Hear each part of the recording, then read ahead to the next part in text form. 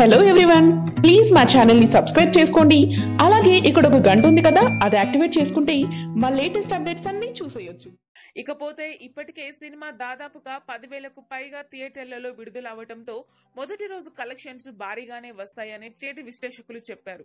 ఇక వారు చెప్పిన ప్రకారం మొదటి రోజు దాదాపుగా 170 కోట్లకు పైగా కలెక్షన్స్ వచ్చిందని అంటున్నారు. అయితే సినిమాను మొదటి నుంచి మంచి క్రేజ్ ఉండడం, అంతేకాక టీజర్ మరియు ట్రైలర్లు సినిమాపై ఆకాశానికి అంచనాలు పెంచడంతో సినిమాపై హైప్ ఊహించని స్థాయికి వెళ్లిపోయింది. అసలే ఇండియాలోనే అత్యధిక బడ్జెట్ తో రూపొందించిన సినిమా కావడంతో ఇక విడుదల కూడా భారీ స్థాయిలో చేశారు నిర్మాతలు. ఇక అందరూ అనుకున్న అంచనాలను సినిమా రీచ్ అవ్వడంతో బాహుబలి పేరిట ఉన్న రికార్డులను ఈ సినిమా తుడిచిపెట్టేస్తుందని కొందరు సినీ విశ్లేషకులు అభిప్రాయపడుతున్నారు.